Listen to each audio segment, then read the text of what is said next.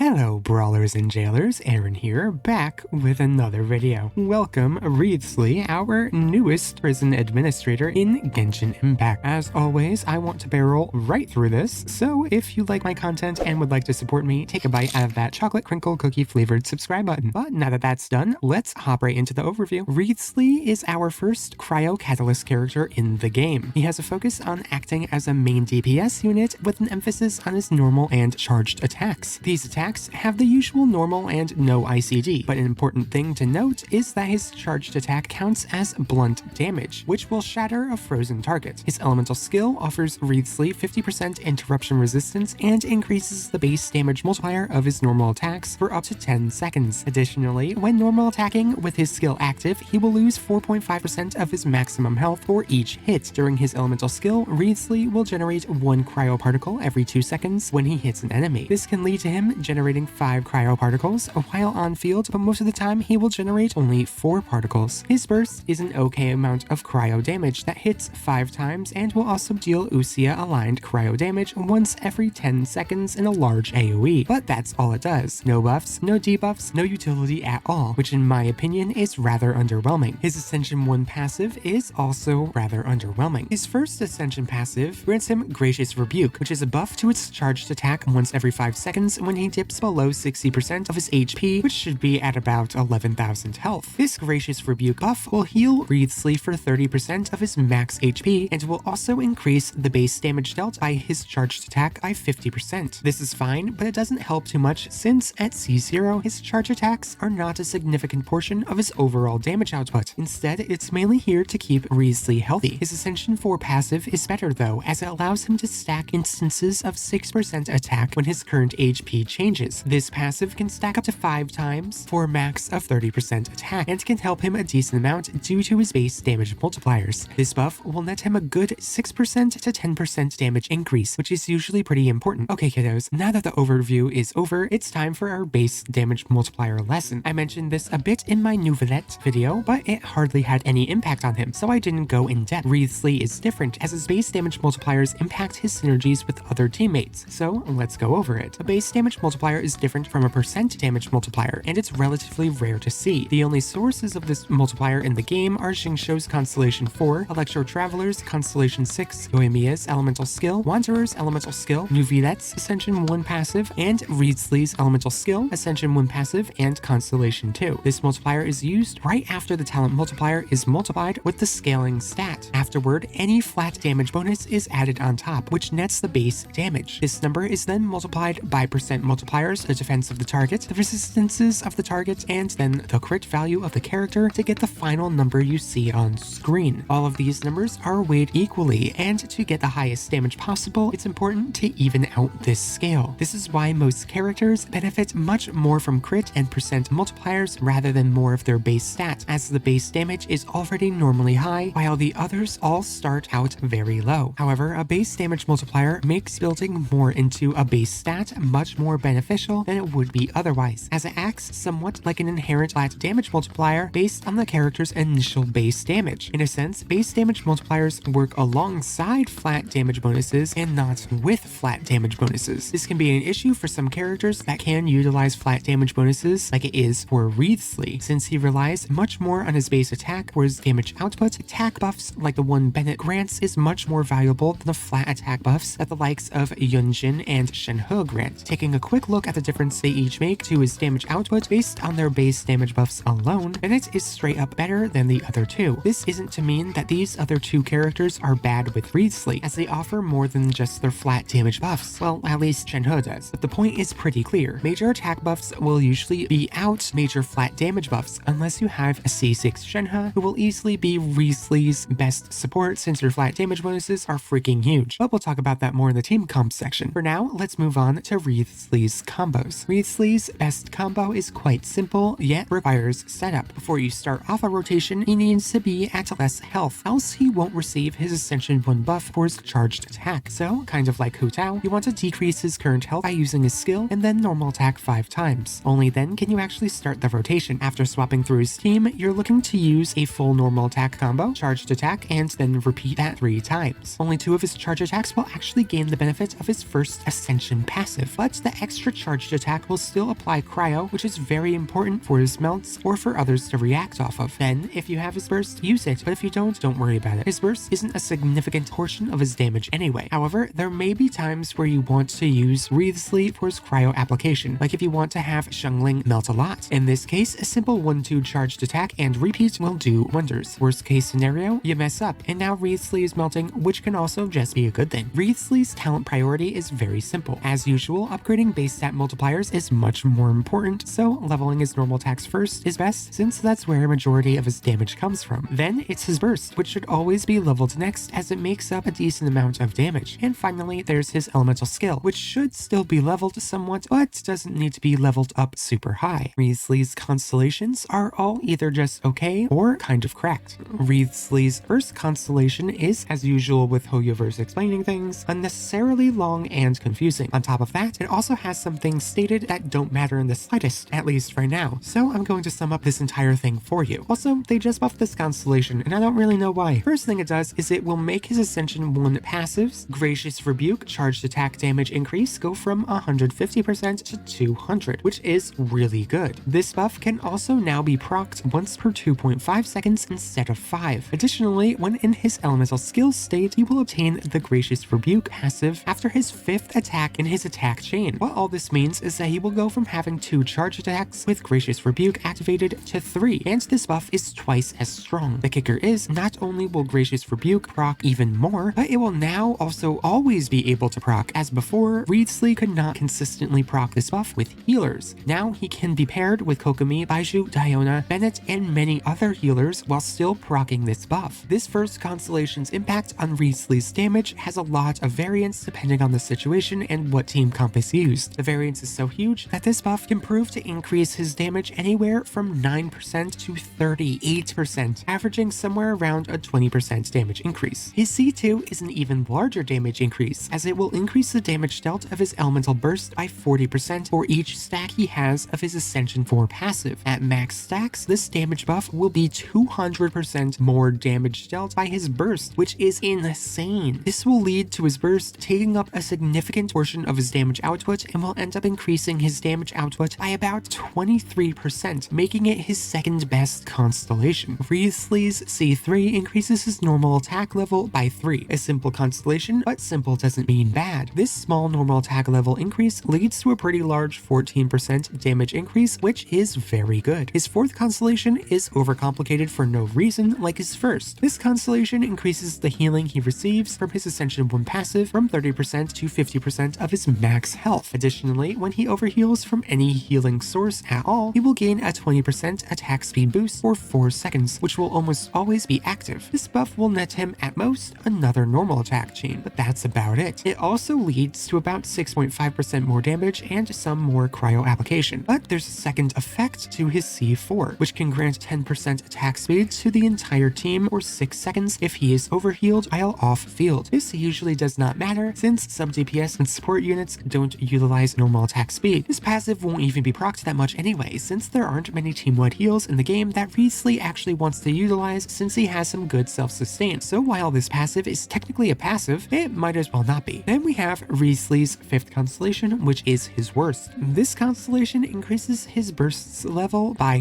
3. However, a lot of his damage output is from his 2nd constellation, which barely takes this into account. As per usual, his final constellation is his best. It increases his normal attack's crit rate by 10% and its crit damage by 80%. On top of this, when he performs a charged attack, a second charged attack will be performed, which is insane. This will not only lead to about a 25% damage increase to his total damage output, but it also increases his cryo application by 33%, making it his best constellation without a doubt. In total, his constellations are pretty good. They're all damage oriented, which I find not valuable and pretty boring. The only interesting stuff here are his first, which opens up team versatility, and his 4th and 6th due to the extra cryo application. Other than that, there's nothing here that's not simp bait, which is pretty sad in my opinion. In terms of artifact options, Wriothesley actually has 2 different options. For an all-purpose set, Marie Hunter is his go-to, as it will be about 14% better at a minimum than other artifacts. This set is practically mandatory on him and should be used in most situations. The only other set that can be better than his signature would be the Blizzard Strayer, which will perform about the same as Marie Hunter if using charge attacks, or about 3% better if only using normal normal attacks. However, this is only in freeze teams where the enemies are always frozen. In every other situation, Marie Hunter will be better. For main stats on Wriothesley, you're looking for HP, attack